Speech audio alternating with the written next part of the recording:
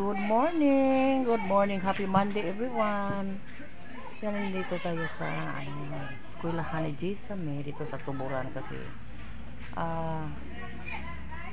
ngayon yung bukas sa kanilang enrollment and then first day sa brigada dito sa Tuburan. So nandito ako ngayon kasi magkuha ako sa card ni Jisame kasi mag-transfer si Jisame doon sa lugar ng kanyang mama doon sa Sikatuna, Talibon, sa kabilang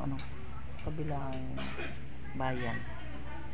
So sad to say na nasayangan yung mga teacher ni Jisame dito kasi sabi ng kanyang advisor na sayang kasi wala na silang singer dito sa eskwelahan, guys. So ayan, wala tayong magawa kasi pagbuot sa mama ang papa niya na doon siya mag-aral kasi sabi ng mama niya na wala daw kasama yung lola kasi yung lola niya ay matanda na, so walang kasama matulog sa gabi. So nag-usap sila ng kanyang papa ni Jisame na doon si Jisame muna pa aralin ng grade 6 doon sa Talibon.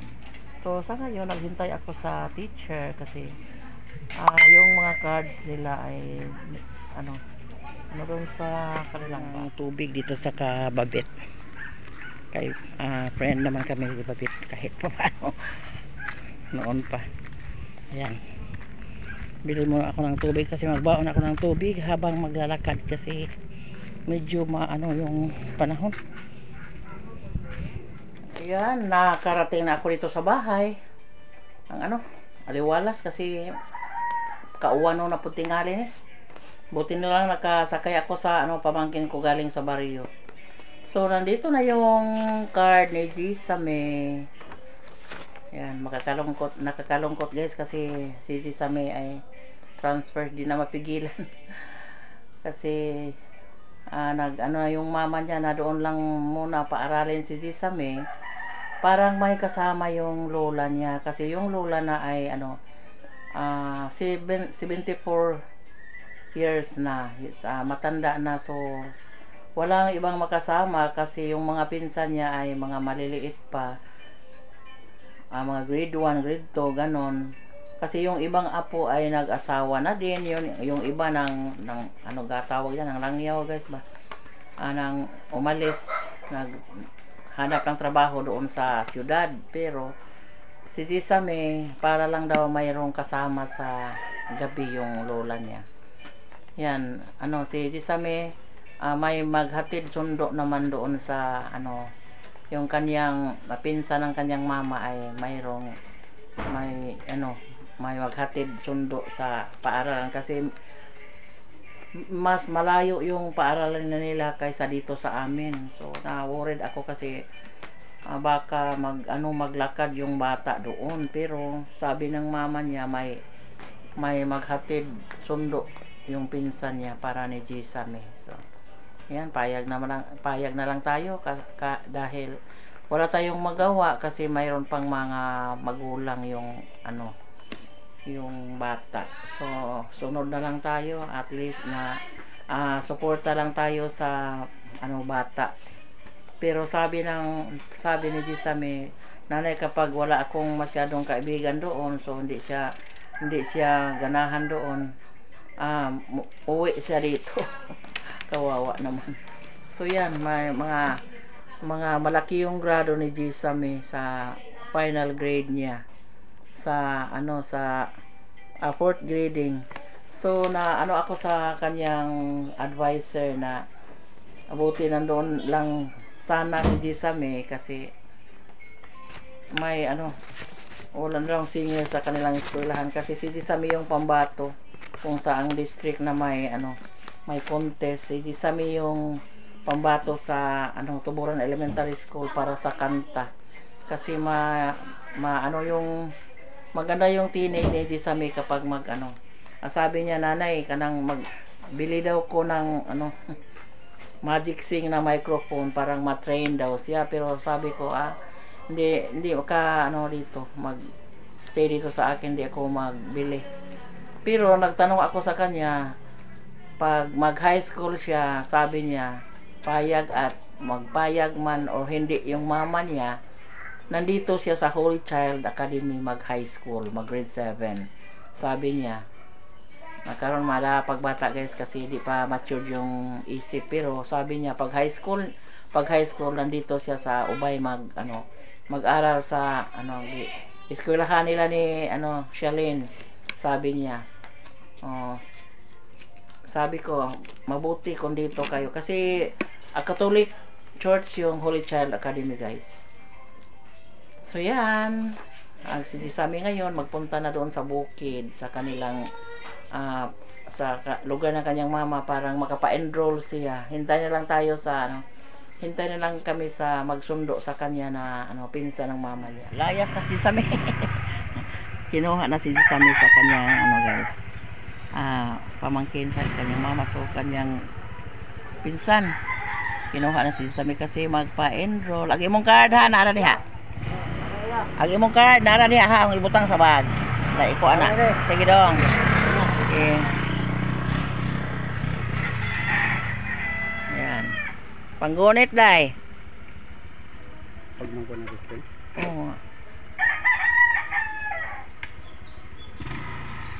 Sibog nga to, sibog. Unta manggunit. Ayan. Ayan si Samin. Hindi natin mapigilan guys na doon siya mag-aral. Kasi may mga magulang pa guys, hindi natin mapigilan kasi lula lang tayo. Ayan na guys, nakaalis na si Sami kasi kinuha na ng pamangkin ng kanyang mama. Yan, yun yung maghatid sundo ni Sami patungong eskwelahan, patungong paaralan kapag may klase na, kasi may bayad na, binayaran para pang gasolina lang. So, nakakamiss na naman guys na mayroon na namang umalis dito.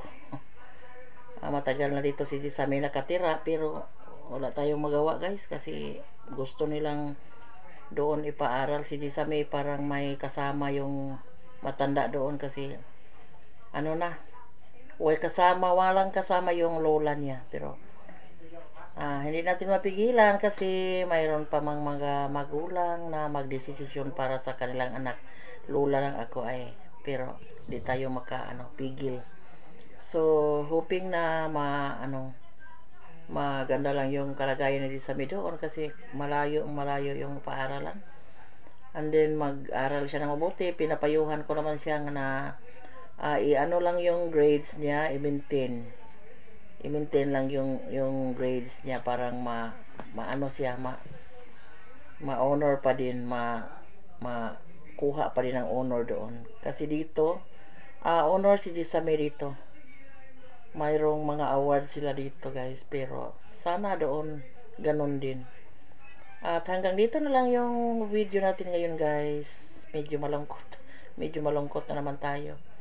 So, na lang natin, maglingaw-lingaw na lang tayo guys sa ating isip na i-pray na lang natin Lord na mabuti lang yung pag-aaral ni Sami doon kasama ng lola niya. May may time pa naman akong magbisita doon kapag mayroon nang akong mabit-bit doon para idala naman sa kanyang lola kasi wala nang naghanap buhay sa lola niya. Kasi matanda na, wala ng asawa. So yung mga anak nag-asawa na din. Kawawa naman yung matanda din, pero excuse me. Sabi ko kay Sami na puntahan ko siya doon kapag mayroon akong madala doon. So hanggang dito na lang. Maraming salamat sa lahat na tumutulong, sa mga nagbigay ng mga school supplies sa mga bata. Si Ma'am Anonymous, generous subscribers natin. So, si Lord na yung bahala na magsukli sa mga kabutihan sa mga tao na may puso na tumutulong dito sa amin.